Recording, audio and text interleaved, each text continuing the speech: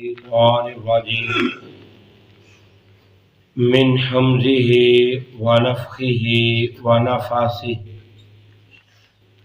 بسم الله الرحمن الرحيم وإن يونس لمن المرسلين، اور بے شک یونس علیہ السلام رسولوں میں سے تھے۔ اذ ابق الی الفلک المشحون، جب وہ ایک بھری ہوئی کشتی کی طرف بھاگ کر گئے۔ فساہم فکان من المدحضین، پھر کشتی والوں نے کرہ ڈالا تو وہ مغلوب ہو گیا۔ فالتقمہ الحوت وہو ملیم، تب اسے مچھلی نے نگل لیا، مچھلی نے اپنا نوالا بنا لیا حضرت یونس علیہ السلام کو، اور وہ خود کو اپنے آپ کو ملامت کر رہا تھا۔ فلولا انہ کان من المسبحین للبث فی بطنہ الی یوم یبعثون،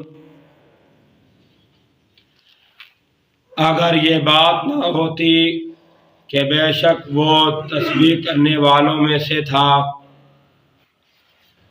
تو وہ لوگوں کے دوبارہ زندہ کر کے اٹھائے جانے کے دن تک، یعنی قیامت تک، اللہ رب العزت یونس علیہ السلام کو مچھلی کے پیٹ کے اندر ہی رکھتے۔ انہوں نے ذکر و اذکار کیا، قرآن مجید کی تلاوت کی،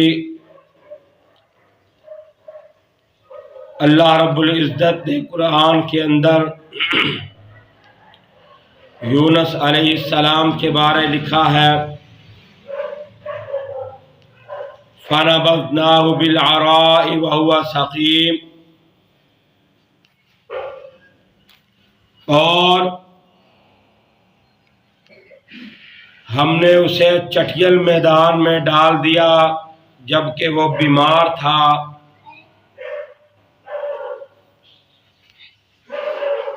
وَأَنبَتْنَا عَلَيْهِ شَجَرَةً مِّن يَقْطِينٍ وَأَرْسَلْنَاهُ إِلَىٰ 100,000 أَوْ يَزِيدُونَ،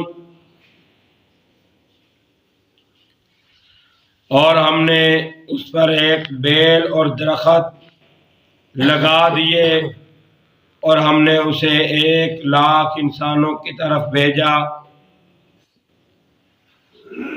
او یزیدون، یا 1,00,000 سے زیادہ تھے لوگ، وہ اس سے، چنانچہ وہ لوگ ایمان لے آئے۔ فآمنوا فمتعناہم الی حین، جب یونس علیہ السلام نے ان کو اللہ کی طرف دعوت دی تو انہوں نے اسلام کو قبول کر لیا۔ انہیں ایک وقت مقررہ تک فائدہ اٹھانے کا موقع دیا گیا۔ حضرت یونس علیہ السلام جب مچھلی کے پیٹ کے اندر تھے تو انہوں نے اللہ سے دعا کی۔ دعا جب انہوں نے اللہ رب العزت سے کی تو اللہ نے ان کو مچھلی کے پیٹ سے باہر نکال دیا۔ نبی صلی اللہ علیہ وسلم نے فرمایا اگر یونس علیہ السلام اللہ سے دعا نہ کرتے تو قیامت کے دن تک انہوں نے مچھلی کے پیٹ کے اندر ہی رہنا تھا۔ لوگوں نے کل قیامت والے دن اپنی اپنی قبروں سے باہر نکلنا تھا، یونس علیہ السلام نے مچھلی کے پیٹ سے باہر آنا تھا۔ یہ نشانیاں، یہ آیات، یہ ہمارے لیے عبرت ہیں۔ ان کو سن کر، ان کو پڑھ کر عمل کرنا چاہیے، اور انسان جب عمل کرتا ہے تو اللہ رب العزت انسان کے گناہوں کو معاف فرما دیتے ہیں۔ جب انسان ایک نیکی کرتا ہے، اللہ رب العزت 10 گنا بڑھا کر اس کو اجر عطا فرماتے ہیں۔ اس لیے چھوٹی سے چھوٹی نیکی بھی حقیر سمجھ کر چھوڑنی نہیں چاہیے۔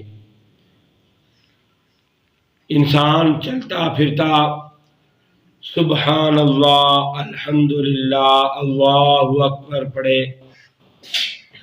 لا الہ الا اللہ پڑھے، سبحان اللہ و بحمدہ سبحان اللہ العظیم پڑھے، لا حول ولا قوت الا باللہ، یہ کلمات پڑھے۔ اللہ رب العزت ان کلمات کی وجہ سے انسان کی پریشانیاں دور کر دیتے ہیں، تکلیفیں آنے والی دور کر دیتے ہیں، اور اللہ رب العزت انسان کو خوشحال بنا دیتے ہیں، آنے والی پریشانیاں دور کر دیتے ہیں۔ اللہ سے دعا ہے اللہ رب العزت ہمیں زیادہ سے زیادہ ذکر و اذکار کرنے کی اور نبی علیہ السلام کے فرامین کے مطابق زندگی گزارنے کی توفیق عطا فرمائے۔ وآخر دعوانا الحمد للہ رب العالمین۔ بسم اللہ الرحمن الرحیم، الحمد للہ رب العالمین والعاقبۃ للمتقین والصلاة والسلام علی سید الانبیاء والمرسلین۔ یا رب لک الحمد کما ینبغی لجلال وجہک وعظیم سلطانک، اذہب الباس رب الناس واشف انت الشافی لا شفاء الا شفاءک شفاء لا یغادر سقما۔ اللهم اشفنا فإنك خير الشافعين، اللهم اشف مرضنا ومرضى المسلمين، اللهم ارزقنا فإنك خير الرازقين، اللهم اكفنا بحلالك عن حرامك واغننا بفضلك عمن سواك، اللهم اجرنا من النار، اللهم انك عفو كريم تحب العفو فاعف عنا، يا مقلب القلوب ثبت قلوبنا على دينك، يا مقلب القلوب ثبت قلوبنا على طاعتك، ربنا ظلمنا أنفسنا وإن لم تغفر لنا وترحمنا لنكونن من الخاسرين، ربنا تقبل منا إنك أنت السميع العليم وتب علينا إنك أنت التواب الرحيم، سبحان ربك رب العزة عما يصفون وسلام على المرسلين والحمد لله رب العالمين۔